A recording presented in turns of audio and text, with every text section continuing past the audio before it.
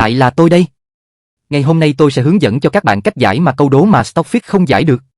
Hôm trước tôi có đăng một cái video ngắn về nó. Câu đố từ một anh chàng có tên là Braden 2500.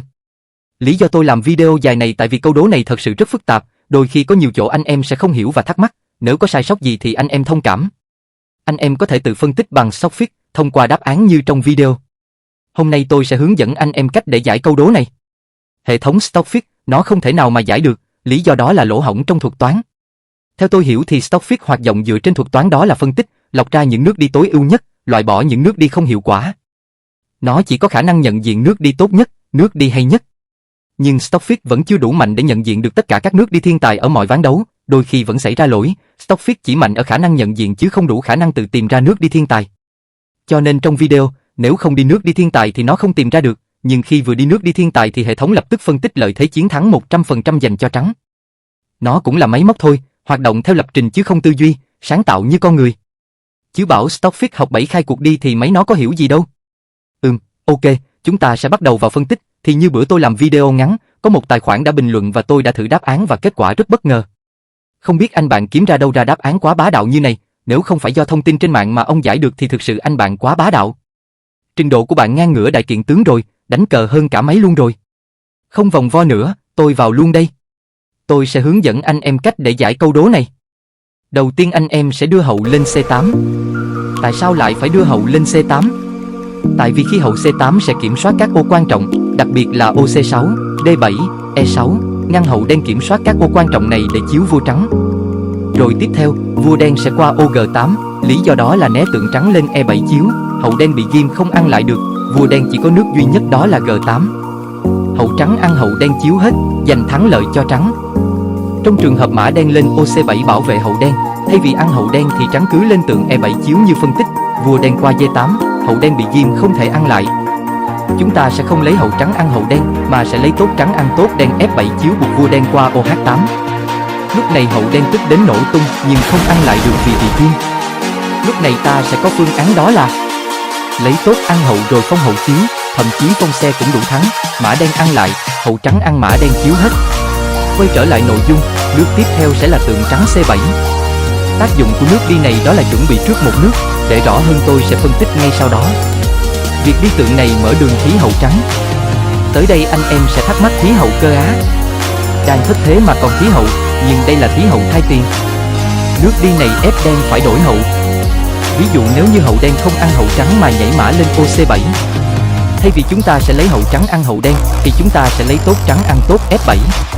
Ở đây chúng ta sẽ có hai phương án, nếu vua đen qua ô F8 thì chúng ta sẽ lấy tốt ăn hậu đen và phong hậu, thậm chí phong xe cũng đủ thắng, buộc mã đen phải ăn về. Với lực lượng chênh lệch như thế này thì trắng thừa sức để thắng. Còn nếu trong trường hợp đen qua vua F8 bảo vệ hậu thì trắng sẽ đẩy tốt xuống chiếu và đen sẽ mất hậu, đồng thời sẽ bị trắng chiếu hết. Quay trở lại diễn biến chính. Đen lập tức múc hậu trắng thơm phức.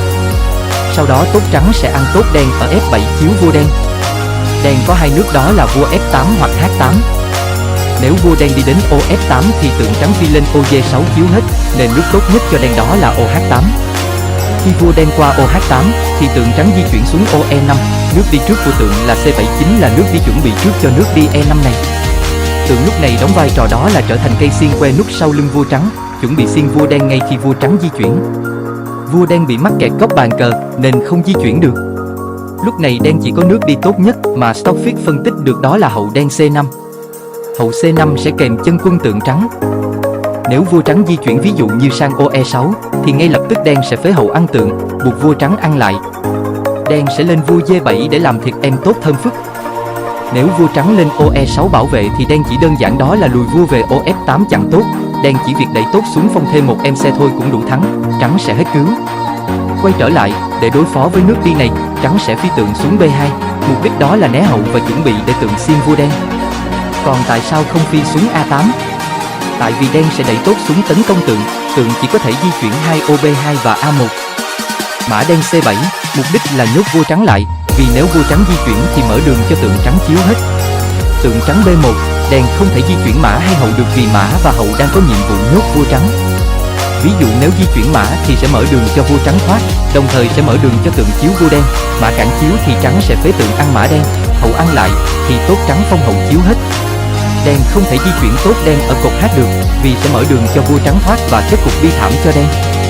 Quay trở lại, đen chỉ có nước duy nhất đó là di chuyển tốt đen ở cột A, trắng chỉ đơn giản là di chuyển tượng qua lại 2 ô B2 và A1. Mà cho dù đen có tới hàng ngang số 2 và phong cấp thì trắng chỉ đơn giản là lên tượng B2, cho dù tốt phong cấp thành bất cứ quân gì cũng sẽ bị tượng trắng lục mất. Hậu đen và mã đen thì đang nhốt vua trắng nên không thể di chuyển.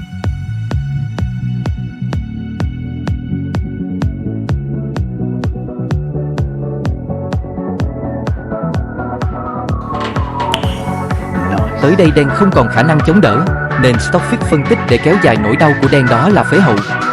Phần còn lại anh em sẽ tự xem để phân tích nhé.